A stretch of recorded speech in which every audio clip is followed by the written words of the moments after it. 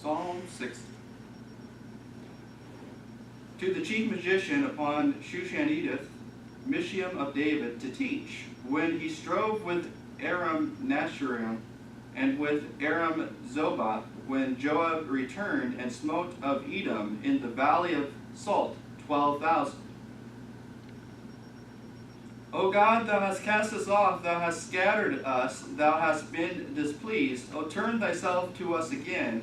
Thou hast made the earth to tremble, thou hast broken it, healed the breaches thereof, for it shaketh. Thou hast shown thy people hard things, thou hast made us to drink the wine of astonishment. Thou hast given a banner to them that fear thee, that it may be displayed because of truth. Selah. That thy beloved may be delivered, save with thy right hand and hear me. God hath spoken in his holiness, I will rejoice, I will divide Zechim, and mete out the valley of Succoth. Gilead is mine, and Manasseh is mine, Ephraim also is the strength of mine head. Judah is my lawgiver, Moab is my washpot, over Edom will I cast my shoe. Philistia, triumph thou because of me. Who will bring me into the strong city? Who will lead me into Edom? Wilt not thou, O God, which hast cast us off? And thou, O God, which didst not go out with our armies? Give us help from trouble, for vain is help of man. Through God we shall do valiantly, for he it is that shall tread down our enemies. Let's pray. Dear Heavenly Father, thank you for the blessing you gave us, Lord. Thank you for the opportunity to study this passage, to consider what it has for us today, that you'll help us to understand the importance of relying on you even in times of seeming defeat. Just I pray. Amen. All right, so in this section, both in the second book of Psalm and also in the life of David, it's dealing with times of defeat to a time of turning from a period of defeat to a time of victory in Christ, in God. And what's happening in this passage is that this is the victories. In the subscript it says, to the chief magician upon Shushan-Edith, Mishiam of David, to teach, when he strove with Aram Nashim and with Aram Zobah, when Joab returned and smote Edom in the valley of Salt, 12,000. So this is early in David's reign as king. He's finally able to subdue Israel underneath his authority. Saul is no longer in the picture. The battles that because Saul lost focus of his command to fight and defend Israel, a lot of the enemies had started taking over, and Israel had experienced defeat under Saul, and underneath the when Saul got his eyes off of the Lord and off of his goals and purposes in life, and focused on trying to fight and divide Israel over who should be king, and should they follow after Saul, that God has rejected, or should they follow after David, whom God has anointed to be the next king. And what happens is this time, because Saul is not focused on the Lord and defending the nation loses its power with those around them. Because when Saul was focused on defending the nation, they became strong again. They became able to defeat their enemies. And the people that had feared when Joshua had crossed into the promised land hundreds of years before, about 450 or so years before, they had great power with God, and nobody could stand before them. And then eventually that generation died off, and then they started doing what was right in their own eyes, and so they would be defeated before the enemies. They became weak, and then they would, whenever a judge would come that would be following after the Lord and would challenge their hearts, they would start becoming strong again, and it's back and forth. But then they would always be victims. They would either fend off the enemies when the judges came, because in the time of judges, it was they were defensive in their battles. They would only call up armies when somebody attacked them, and they were defensive in all their battles. But then when King Saul came along, they became to be offensive. They came and started fighting against their enemies and gaining ground. And not only that was when Saul was doing what was right, they were able to destroy the enemies out of their land or subjugate them. But then after he got his eyes off the Lord, they started coming back again. And then so when David finally gets into power, he has to unite the country underneath him, because there are still stragglers and people that don't want to follow after the Lord and do what the Lord has commanded. And so he has to subjugate the nation itself, and then he subjugates the nation. And then now the list of things where he sends Joab out to, when he strove Aram Nashon, and with Aram Zobah, and also with Edom in the Valley of Salt, these are the decisive battles that are now against the enemies that were intruding into the land while all this was going on. And so now he's giving us, he's calling on God to kind of restore their covenant and restore their power, because during the time of Saul, you could basically say, oh God, thou hast cast us off. Saul got his eyes off the Lord, and so now the enemies got power, and because of the covenant, they weren't keeping their side of the covenant, they lost the power of the Lord. And so what he's saying here is, hey, I know previously you cast us off, God, but now that we are going to fight against Aram Nashon and with Aram Zobah, Lord, be with us now. Don't cast us off as we go out to do these battles. These battles are for you. And so what this is, from Psalm chapter 60 all the way to Psalm 64, is kind of psalms that are saying to the Lord, hey, we're fighting for you now. We're on your side now. We are with you now. Come and help us. And so this section is basically, remember we started with focus on self and sorrow and woe is me, and the great depths of sorrow that you can get lost in, to focusing on the Lord, relying on His promises, seeing what He's doing, and then looking at the people who react to those promises, people who are full of mischief, people who don't believe in the promises, people who ignore the promises, other people that are humble towards the promises. And then we also deal with things that we need to be sure not to destroy in our own land, such as don't destroy faith in the promises of God. That's for the individual. And then for the church, not to destroy righteousness in ourselves, and in preaching against the wickedness of this world, we need to be sure not to destroy righteousness in the church, in God's people, in the congregation. And then it moves on, don't destroy righteousness, or not, don't destroy justice in the land. And so those three key things that are supposed to be held closely, not to destroy. And then now we are moving on to, okay, God, we've focused on ourselves, we focused on getting ourselves right, and we focused on not destroying these things in the land. Now our individual self, the church, and justice in the land is taken care of, and all these things that caused you to cast us off and say, oh, your rags are filthy, your righteousness is filthy, I don't want to be around you, I don't want to go out with your armies, I'm not going to fight with you. Remember when they were in the wilderness and they were at Mount Sinai, and God saying, hey, these guys are stiff-necked people, I don't want to be around them, because if I'm in them, if I go in the midst of them, then I won't be their strength, I'll be their destroyer, I'll just cut them down. That's why he told Moses, that's why I'm not even going to be among these people.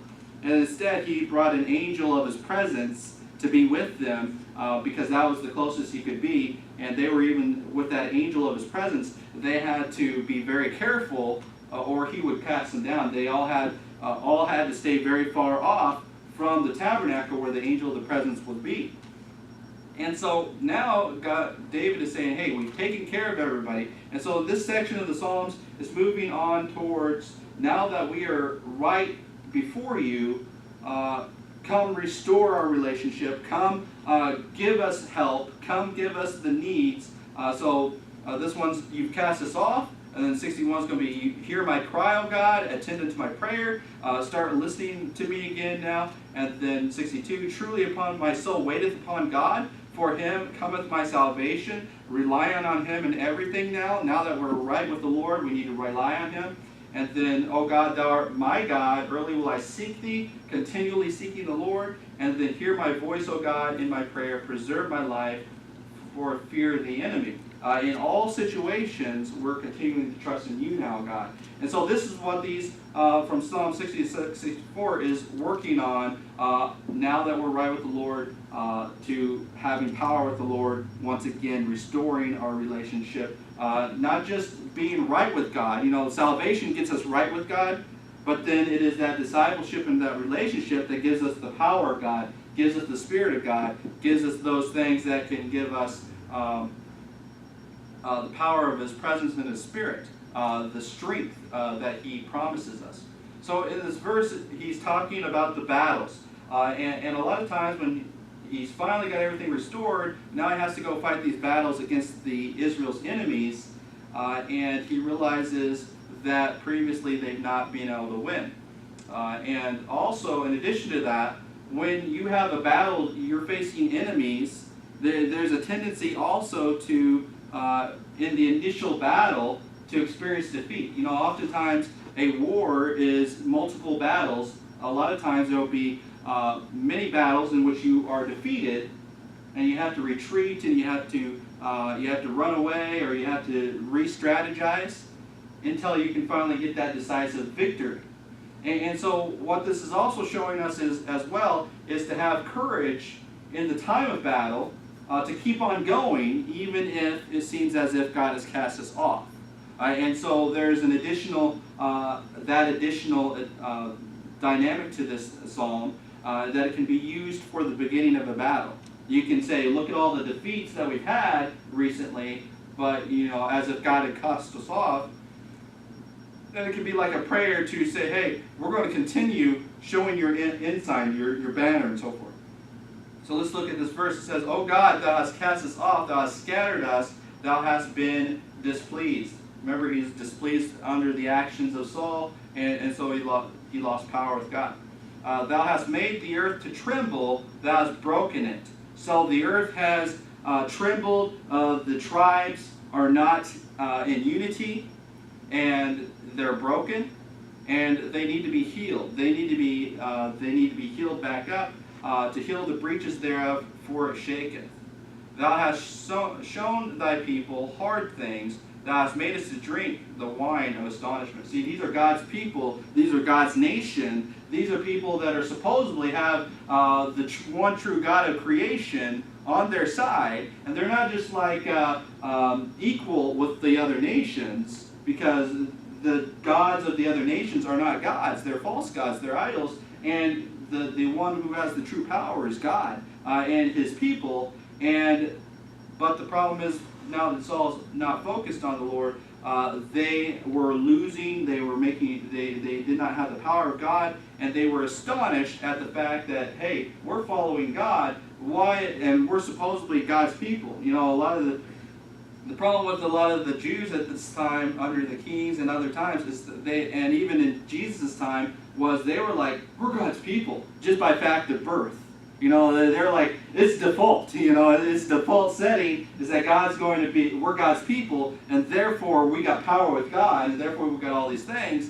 But the truth of the matter is, even with Christians, we don't have the power of God unless we're submitted to His will.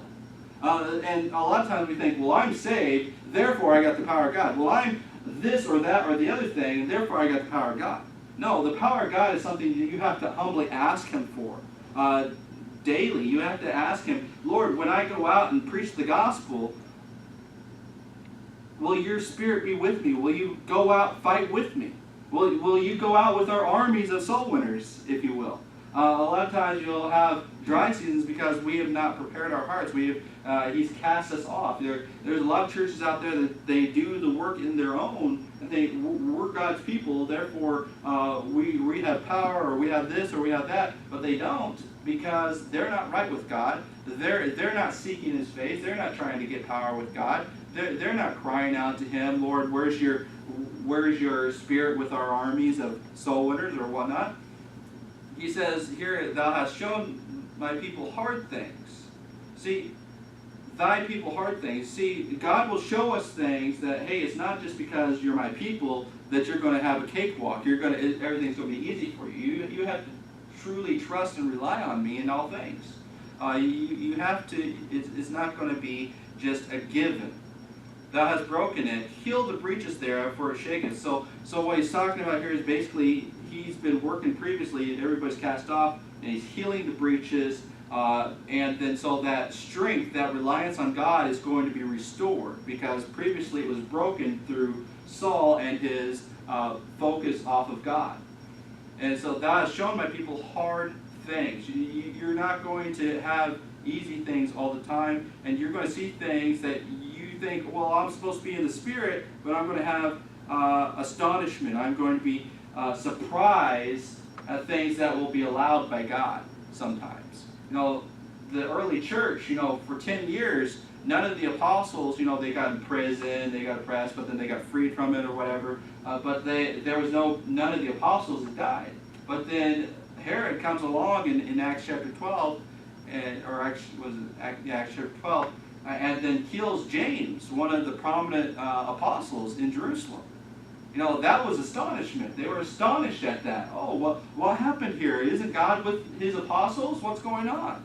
And so we never know what God is doing, but we're going to have times when our faith is shaken, but we need to continue on. Verse 4, he says, thou hast given a banner to them that feared thee, that it may be displayed because of the truth. Selah. So he wants us to think about this.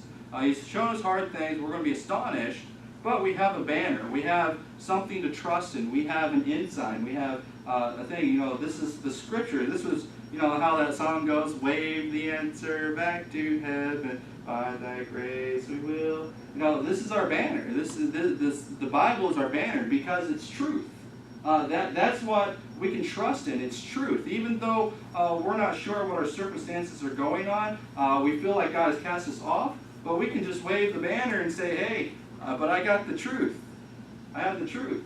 And so we need to understand is that we have something to trust and rely on. We have a covenant. We have the title. A lot of times when somebody comes along and says, this is my, you own a house, and then somebody comes along and says, this is my house, you can say, no. You might try to bully me out of my own house and all these things, but I got the title right here. I got the title of this house. I got the inside of this house, the banner of this house. This shows right there that my name's there. This is how the truth is. A lot of people say, what is truth? You can't prove anything. It's the might is right and all this stuff. I would say, no. I may feel defeated, but here's the truth. I'm going to keep waving it.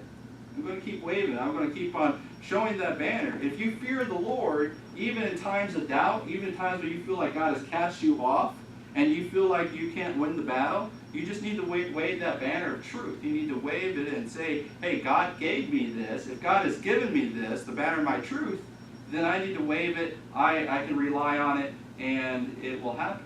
The interesting thing about these, that the subscript here is, the verse starts out, God, thou hast cast us off, thou hast scattered us, thou hast been displeased, O turn thyself to us again. In each of these three situations, when he strove with Aram Nasserim, and Aram there basically is the Hebrew word for Syria, and Nasserim is just basically Mesopotamia. And that is the Hebrew word for Mesopotamia. It basically just means between two rivers. And the Syrians that were in between the two rivers, and with the Syrians that were in Zobah. And then with Joab, who returned to Edom in the Valley of the Salt, he slew 12,000.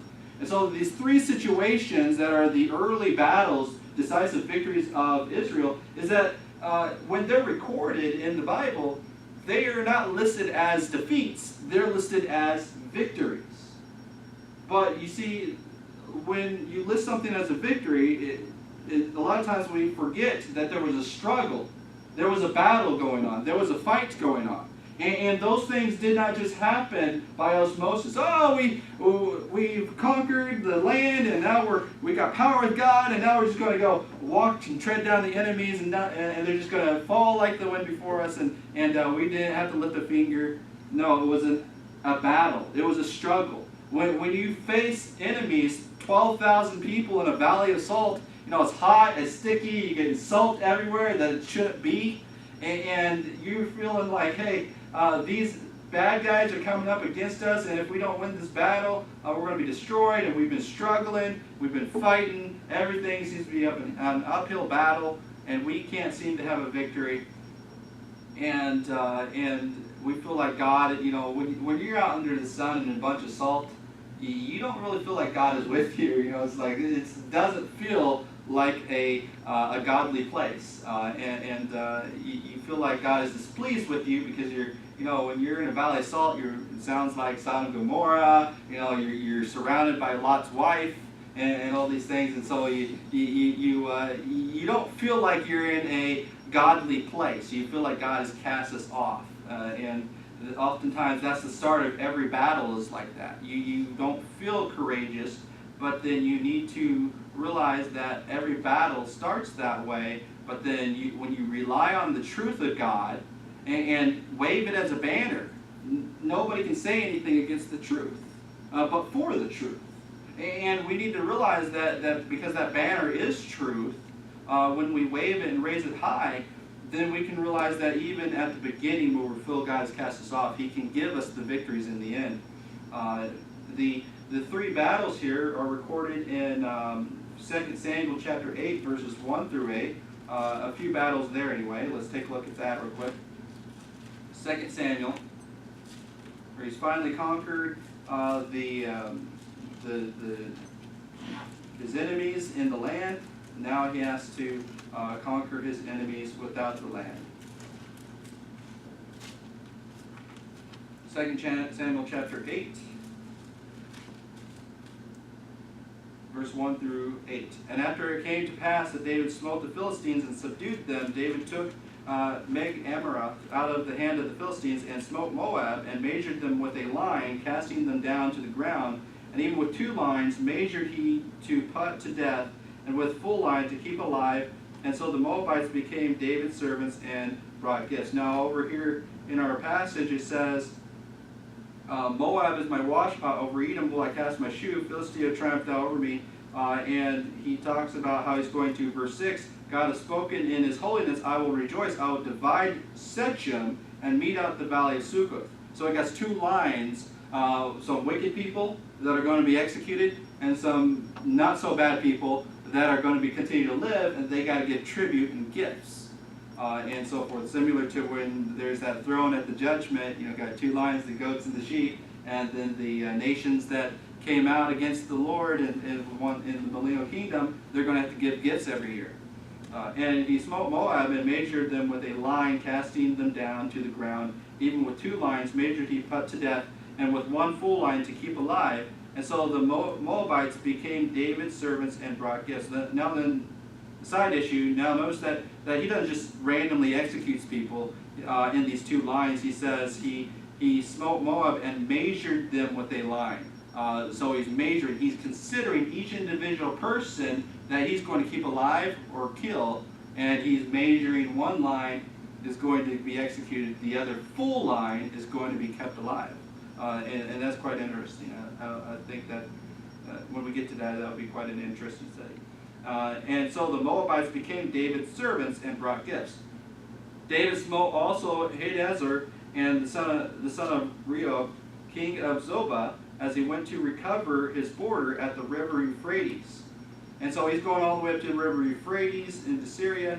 David took from him 1,000 chariots and 700 horsemen. Remember, Zobah is the Aram Zobah in our passage.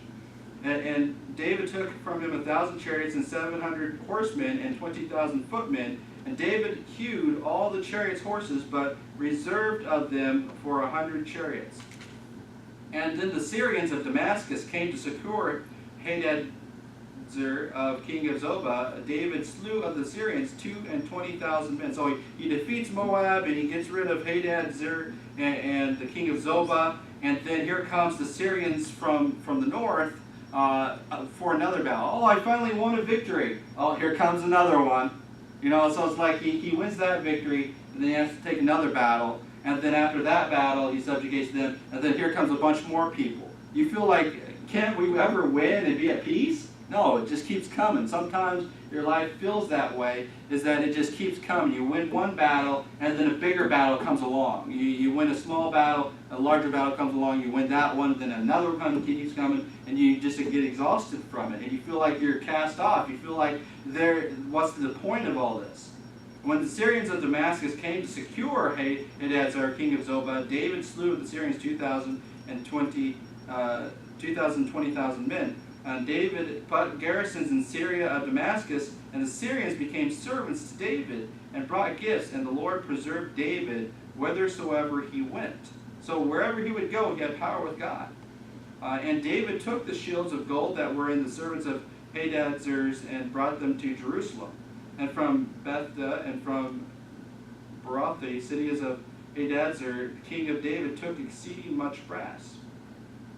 And there's more of that. And then also look at 2 Samuel chapter 10, verse 1 through 19. I don't think we'll read all this, but it came to pass after this that the king of the children of Ammon died, and Hanun his son reigned in his stead, and David sends him gifts to comfort him, try to be a nice guy. Hey, I'm just trying to be a nice guy here. Oh, you're not trying to be a nice guy. We're going to fight you, and we're going to try to take back, we're going to defeat you, and because we don't like you. And so forth. And so sometimes you're trying to be a nice person, you finally win all these battles, you're at peace, and you try to become friends, and then they're like, no, we're just going to wipe you out. It's like, where's God in all that? Why am I always having to fight these battles? Why does it feel like God has cast us off in this relationship? We're trying to be friends, and we can't be. And the children of Ammon saw that they had stayed before David, verse 6, and the children of, because they shamed his servants in peace embassy, and hired the Syrians of Bethrob and the Syrians of Zobah 20,000 footmen, and the king of Makkah 1,000 men, and of Ishab 12,000 men. And when David heard of it, he sent Joab and all the host of the mighty men, and the children of Ammon came out and put the battle in array at the entering of the gate, and the Syrians of Zobah and Rehob and Ishab and Makkah were by themselves in the field. When Joab saw that the front of the battle was against him, before and behind, he chose all the choice men of Israel and put them in array against the Syrians. See, he feels like he's going to be defeated in this battle. Here's God's people about ready to be defeated, and he's at a last-ditch effort, put all the mighty men up front, and we're going to kind of go around this, do a maneuver here to try to get away from all this. And a lot of times when you're in a situation where you feel like you can't win, you feel like God's cast you off, what's going on here? I thought God was for me, and now it feels like he's against me, and what's going on? Your courage is all but gone. And that's what the psalm is about. You feel defeated, but before the battle is even done. And so the psalm is trying to explain to you, even though you feel like God's cast you off, and even if he has in the past, just keep fighting the battle, keep fighting the fight of faith, wave that ensign high of truth, and realize that at the end of the battle will be a victory, even if it seems like it's going the wrong way. And so he says here, and the rest of the people he delivered into the hand of Abishai his brother, and that he might put them in array against the children of Ammon. And he said, if the Syrians be too strong for me, then thou shalt help me. But if the children of Ammon be too strong for thee, then I will come to help thee. Even in the midst of defeat, they're relying on one another. They're trying to be courageous. Here's verse 12 is the key here. Be of good courage, and let us play the men for our people, and for the cities of our God, and the Lord do that which seemeth to him good. And so when we are, courage is about God, we need to put a strong face to help others around us, to help other people have courage, to help them get through the battle, so that at the end of the battle, they can see that God indeed did have a victory there. But if we, at the beginning of the battle, faint and we allow the enemy to defeat us, there will be no victory. It'll be as if God had cast us off because we did not trust in him to bring the victory. And so that's what he's telling here. Be of good courage and let us play the men. So even if you don't feel like a man, play it. Pretend it until you make it, is what the saying is, right? Be of good courage and let us play the men of our people and for the cities of our God, and the Lord do that which seemeth to him good. So he's not just fighting for just a king. He's fighting to defend his people and to defend the cities of God, to make sure that there's righteousness and justice in the land, and faith. And Lord, do that which seemeth to him good. We do what we're supposed to be doing courageously. We trust in the Lord, and we'll let the Lord do what he thinks is good in this situation, because he has control of the battle. And Joab drew nigh, and the people that were with him, unto the battle against the Syrians, and they fled before him. And notice that he believes that the Syrians are stronger than him, and that they're going to defeat him and destroy him. And he's like, well, let's just be courageous, and let's just go on, and we'll see what God will do. And then what happens? If he had stopped, and he had fainted before the battle even started, and says, God, cast us off, let's cast off God, and let's run away, what would have happened? Syrians would, they're bluffing here, and they would have conquered Israel because they lost courage, and they lost faith in God. But Joab drew nigh, and the people that were with him to the battle against the Syrians, they were playing the part. They were bluffing themselves. We don't know what God's going to do, but let's just do our part, and let's have faith in the Lord that he will do right by us. And they fled before him. Remember, that's part of the covenant. Is that if you trust in the covenant, then 10 men will chase 1,000, or 100, and 100 men will chase 10,000. And so that's what happened here, because they had faith in the covenant of their God.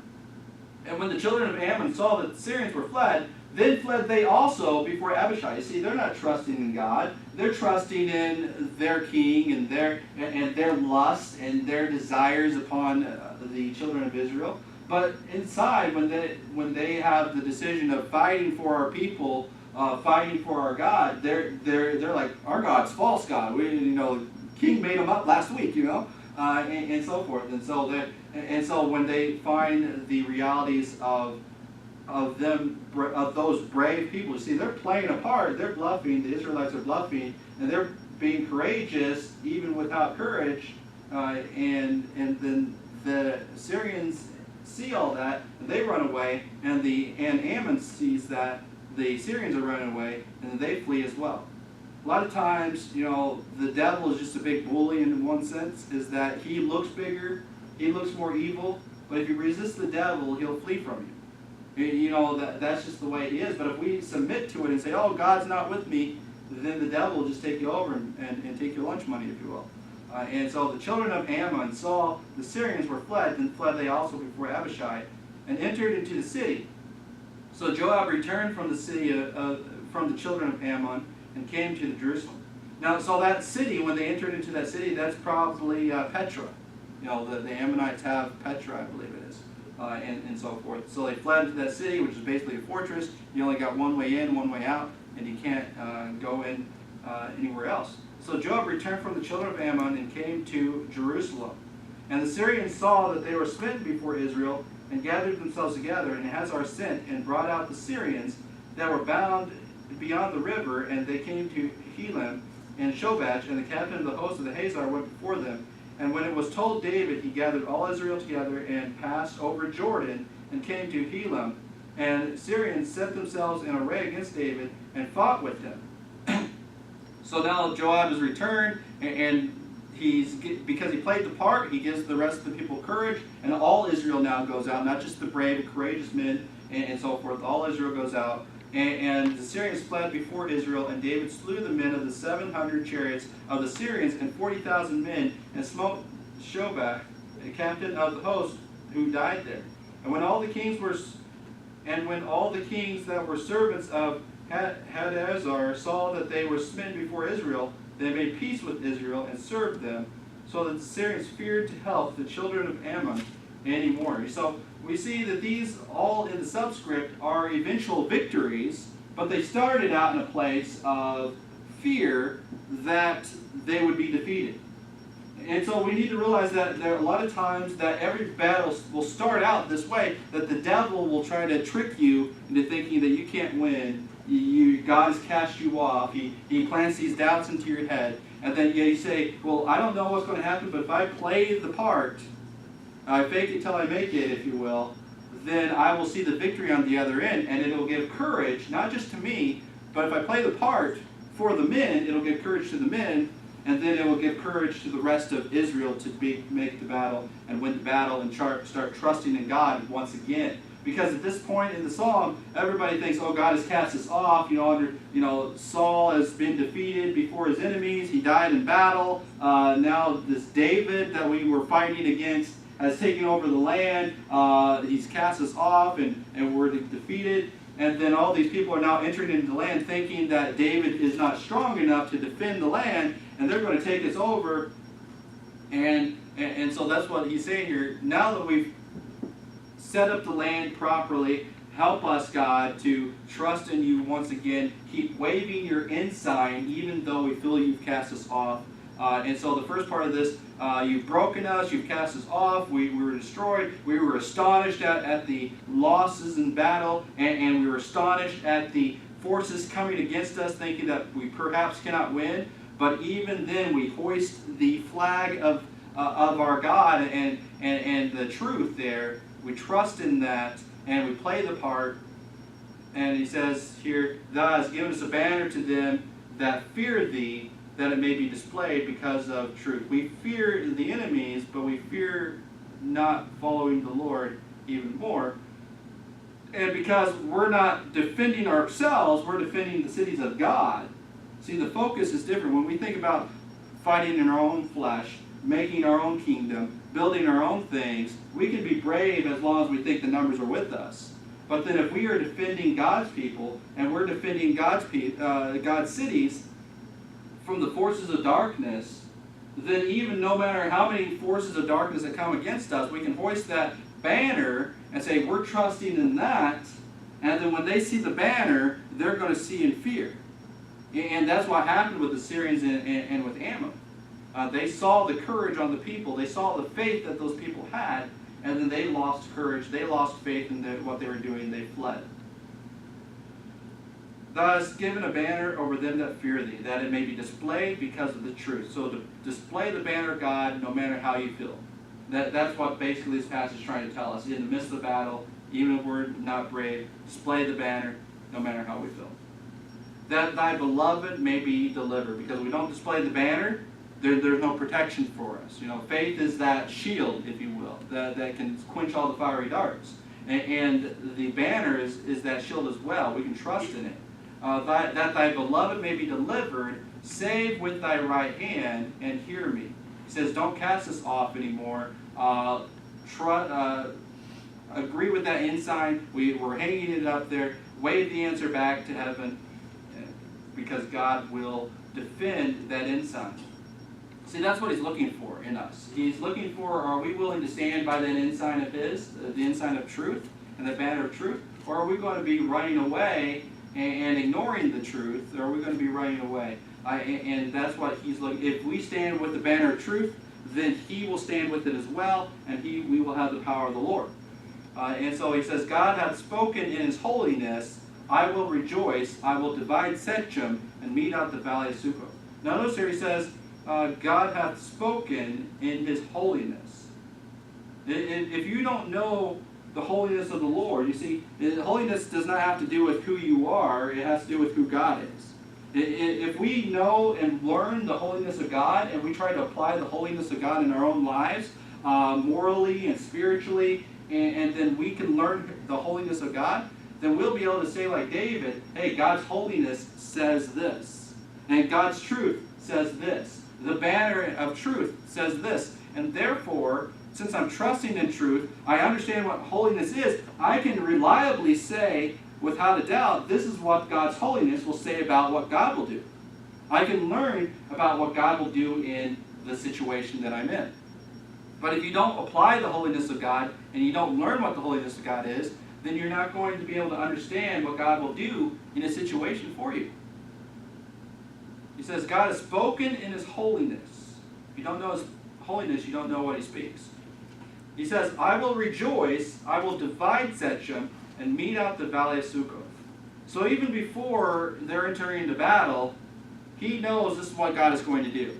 Before Sechem is divided, before the valley, he knows that because God is holy, and that banner belongs to God and not me, and these are the cities of God and not mine, then when I go out and fight, God will be with me.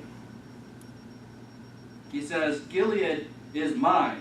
Manasseh is mine. Ephraim also is the strength of my head. Judah is my lawgiver. So he knows because of what God promised Israel. He promised that Gilead is mine. The Syrians and the Ammonites were trying to take Gilead. The Syrians and the Ammonites were trying to take from God Manasseh. They were trying to take from God Ephraim. And they were trying to take from God Judah, the lands. But what he's saying here, he says, God said that these lands were his. If I trust in that fact, and I stand up and say, no, these are God's lands, you cannot have any of them, they don't belong to you, they only belong to God, and he decides what happens here, you cannot step any further. You're encroaching upon us, we're going to stand up for the ensign of truth, and you're not going to go any further into these cities. And so that's why he's spoken his holiness. Ephraim also is this, he says, Gilead is mine, Manasseh is mine. Ephraim also is the strength of my head. He says Ephraim, basically the tribe of Ephraim is north of Judah and so forth, and you know where all these places are. They're from Syria, they're fighting, is from Syria and also west in Ammon, and they're fighting to try to defeat the northern tribes, and yet God's saying, these tribes are mine, you can't have any of them. And then David is saying, I believe what God said, I'm going to stand with God. And then he says, Gilead, and then he says, it's also the strength of my head. And that is from basically, where Jacob is giving the prophecies, this one is this and this one is that, and Jacob will be the lawgiver, and the scepter will not depart from him, and so forth. And David is trusting in what God has said about the tribes of Israel, and if Ephraim is the strength of God's head of the land, then I'm going to trust in the strength of Ephraim that they can defend this land that God has given to them. They can defend it because God has called them strength of my head. Judah is my lawgiver. If he trusts the fact that God said that Judah is going to be the lawgiver, he's going to say, I'm not going to let the Syrians or the Ammonites take away the law of God out of this land, because the land belongs to God, and therefore God's law will remain here. So that's what he's saying here, is that I see the enemy, I feel like God has defeated me as an individual, he's not with me as an individual, but I know that this is God's ensign, and I know this is God's land, I know what God's holiness says about these places, I know that they're the strength, therefore I'm going to stand with these promises and rely on them, even though I feel that God has cast us off. He says about Moab, Moab is my washpot, over Edom will I cast my shoe. So he's basically telling in the psalm, hey, this is what God says about us, and what God says about the nations around us, and so I'm going to trust that these things remain true, regardless of how I feel about the casting off of God from us. He says, Moab is my washpot. In other words, Moab was a very proud nation. They were filled with pride, and remember, Moab is from Lot and his daughters, the incestuous relationship, Moab and Ammon, I believe. And then they were raised in Sodom and Gomorrah, and so so eventually their nation became a nation of pride, just like Sodom and Gomorrah was, and they were sticking their head up in pride against the children of God and against the cities of God, and trying to defeat them and take their land away for wickedness. And he says, hey, Moab, God says, Moab is my washpot. In other words, you remember the servant, the lowliest servant will wash the feet of the dirty feet of the people that enter into the house. That's kind of what he's saying. They're the washpot. They're where all the dirt goes. This proudful nation is where all the dirt goes. And all the filth is basically migrating to them. And it says, over Edom will I cast out my shoe. And they're my closet. Where I walk the earth, where the filth of the earth comes, that's where they go as well. Shoes are a dirty item. A washpot is meant to receive dirt. So what he's basically calling these people is dirty people. They're not righteous. They don't look at the holiness of God and say, oh, that is what I'm trusting in. They're trusting in the scum of the earth. They're trusting in the dirt. They're trusting in the refuse, the filth. And that's just, that was who they were. And so David's saying, hey, if that's what God says about these people, then I need to realize that they can't come against us if we have faith in the Lord.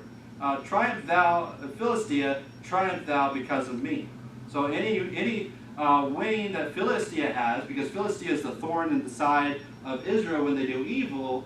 So what David is saying, hey, Philistia, the only strength they have is when we do evil. So if we're doing righteousness, they can't come against us either. And so he's realizing what God has said about in his holiness about these places. And then if he makes sure that he's doing righteously, the Philistines can't come against him. If he makes sure that he is clean and the nations are doing what is right, then the other nations cannot come against him either, because then there will be strength in the land.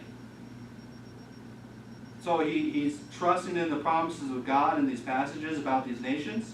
In verse 10 he says, "Wilt not thou, O God, which hast cast us off, and thou, O God, which didst not go out with our armies." When Saul was not focused on the Lord and his promises, God was staying at home, if you will. He's like, I ain't going out to fight for that guy. That guy makes me displeased. I'm not happy with that guy. He says, "Wilt thou, O God, which hast cast us off, thou, O God, which didst not go out with our armies." He says, that same God who didn't go out with us before, I want you to go out with us now. He says, "Oh, give us help from trouble, for vain is the help of man." Notice here he says, "For vain is the help of man." Previously they were trusting in Saul, who was not trusting in God to defend them.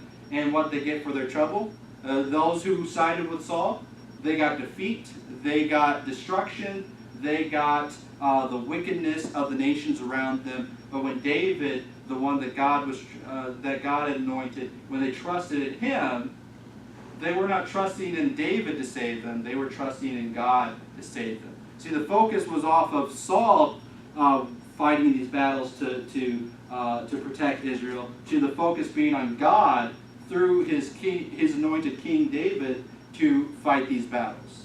See, the focus turned from man to God, not from Saul to David. Because Saul's idea is, oh, who will go out for me? Who will be on my side? Oh, poor little me. You know, he's self-centered. Remember the beginning of the psalm, he's that guy who never got, he's saved, but he never got out of self-sorrow.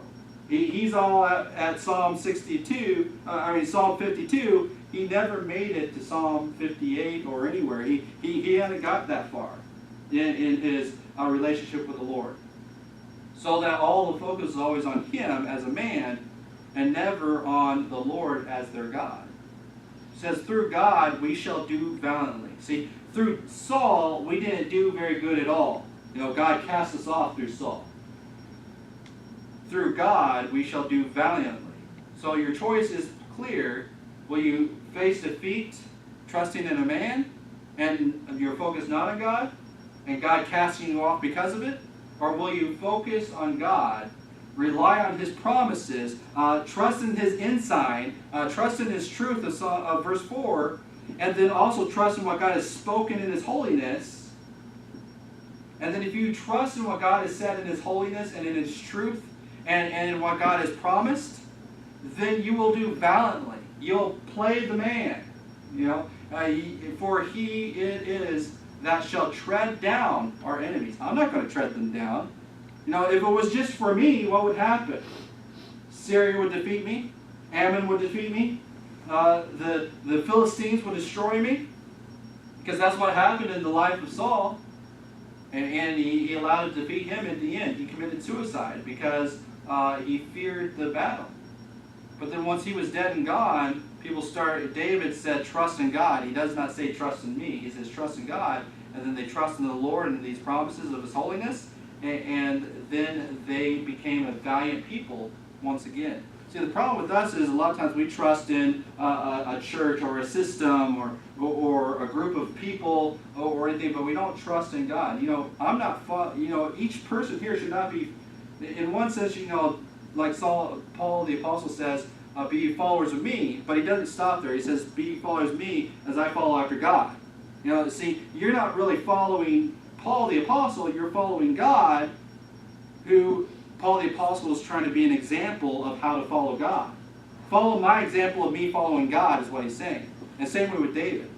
If we follow man, would be like, oh, this is what my favorite preacher does. Oh, this is what my favorite this or that does. And you're following his faith, like Lot followed the faith of Abraham. But Abraham followed the faith of God. And so we as Christians, we have a choice to make. Will we trust in a man? Well, we can say, well, this man is good. This, we debate the attributes of man and whatnot. But then eventually that man's going to fail you. That man could, like Saul, start out really good, but then when he lifts himself up in his own heart and filled with his own self-importance, then he's going to let down the whole nation. If we trust in God, when David fails, when David falls into sin, then our faith in God is not shaken because our faith is not in David; it's in God.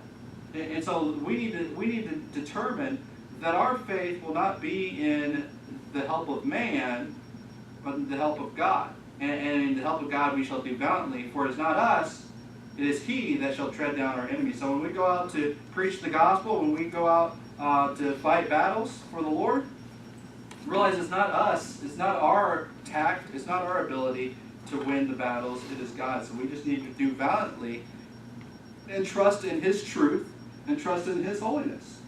And then He will tread down our enemies by converting them to Christ or moving them out of the way so we can continue the gospel ministry. Let's pray.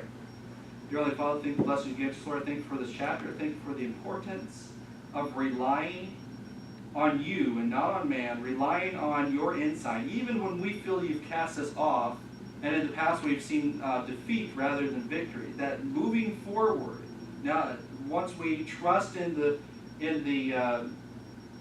chapters previously to this, in the book of Psalm, the second book of Psalm, that we will use them to apply to our lives, and once we get right with you through those Psalms, that we can now say, hey, you've cast us off in the past, but we're trusting in your insight, we're trusting and having faith in you, and you will tread down our enemies because of your word and because of your insight. We rally around that, Lord, and I just pray that you'll help us to have that courage to do valiantly for you in your Son, Jesus Christ, that we can save many people alive. Just I pray. Amen.